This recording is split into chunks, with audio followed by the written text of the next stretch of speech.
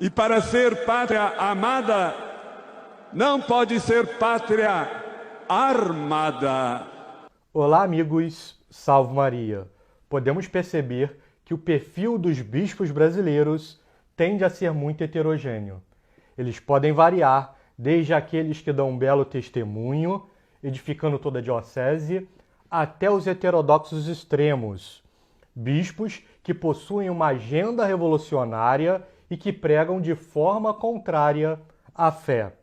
E este grupo restrito de heterodoxos, quase incoráveis, também pode ser dividido em dois subgrupos. Os de fala mansa, como o melhor amigo de Dom Valmor, o Dom Mol. A esperança é uma menina moça. E os agressivos, que são capazes de atitudes hostis frente aos fiéis católicos que eles deveriam dirigir, como Dom Vicente Ferreira, um bispo nada amável da Diocese de Belo Horizonte. Neste grupo de bispos que consegue a dupla proeza de serem heterodoxos e agressivos ao mesmo tempo, destaca-se o arcebispo de Aparecida, Dom Orlando Brandes, um bispo que usa dos seus microfones para pregar contra a doutrina da Igreja, sendo capaz de estigmatizar os simples fiéis. Temos o dragão do tradicionalismo. A direita é violenta, é injusta.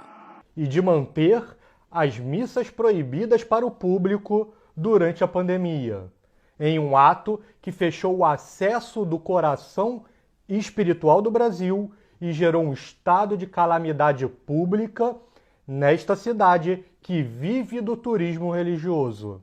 Os peregrinos vêm aqui para suplicar aos pés da padroeira uma vida mais digna, ou para pedir, ou para agradecer. Hoje nós não temos mais os peregrinos aqui, infelizmente. Na Aparecida de Dom Orlando, a fome voltou para as manchetes do país. Estou governando uma cidade que vive uma tragédia. Aparecida hoje é uma cidade que tem mais de 70% de desempregado. O comércio todo quebrado e quebrando. E por que será que Dom Orlando nunca se manifestou publicamente contra o fechamento das igrejas?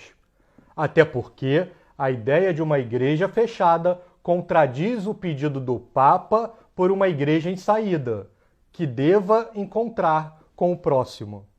Por mais que às vezes você se sinta sozinho, saiba que sempre tem alguém rezando e olhando por você. Pois bem, este mesmo Dom Orlando gerou uma polêmica a nível nacional ao politizar o dia de Nossa Senhora Aparecida só para bater no presidente constituído. E vocês acham que o arcebispo usou da doutrina de sempre para atacar o presidente? Não. Ele se valeu de posições anticatólicas, condenando implicitamente doutrinas como o direito à defesa e a guerra justa. E abracemos também nossas autoridades para que juntos construamos então um Brasil pátria amada. E para ser pátria amada, não pode ser pátria armada. E o mesmo bispo ainda errou uma segunda vez na Santa Missa ao administrar a comunhão para o presidente Bolsonaro. Vejam a confusão reinante na mente do arcebispo.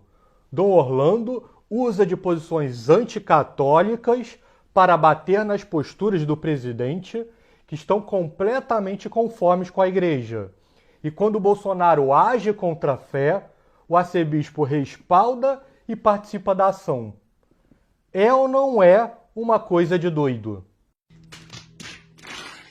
Tanto Dom Orlando quanto Bolsonaro ignoraram o catecismo da Igreja com este ato. O parágrafo 1385 cita 1 Coríntios para explicar que os comungantes em pecado mortal comem a própria condenação. para receber a Eucaristia, é preciso não ter consciência de pecado mortal cometido depois da última confissão. E um homem separado que tem relações com outra mulher comete adultério, não podendo comungar. E assim sempre entendeu a Igreja Católica. Vejamos, por exemplo, duas declarações recentes.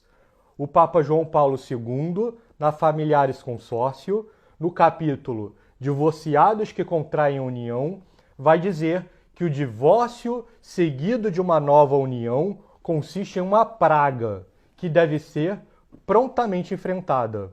E logo em seguida, o Santo Padre diz que os recasados não podem ser admitidos à comunhão.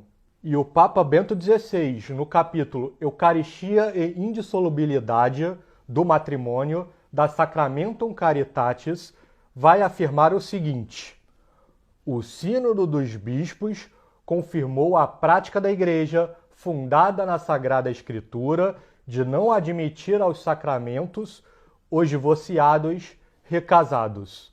Ora, mas todo mundo sabe que o Bolsonaro vem de relações passadas que deveriam ser submetidas ao juízo da Igreja. Se o seu arranjo passado não foi um casamento, a Igreja deve declará-lo nulo. Se foi, o presidente deve voltar ao seu primeiro amor. Esta é a doutrina da Igreja. Se o Bolsonaro quer voltar ao estado de graça e comungar, precisa observar as regras da Santa Igreja, fora da qual não há salvação. Aqui está um ponto no qual os bispos heterodoxos poderiam atuar: frear as comunhões sacrílegas do presidente e atuar para que ele viva de acordo com a fé que ele proclama. Naturalmente, estendendo a proibição para membros de partidos de extrema esquerda.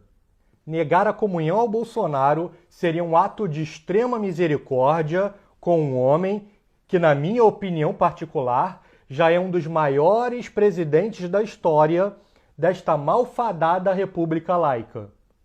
Mas lembre-se, presidente, entrar para a história por frear a ascensão do globalismo e da extrema esquerda no Brasil será inútil para Vossa Excelência se o seu juízo particular tiver o inferno como resultado. Por isto, despeço-me exortando o Senhor à conversão.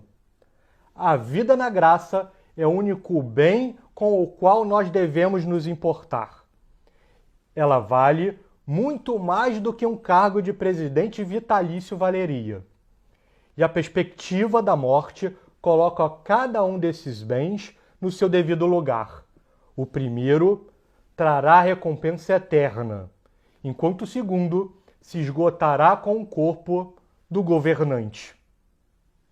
E viva Cristo Rei!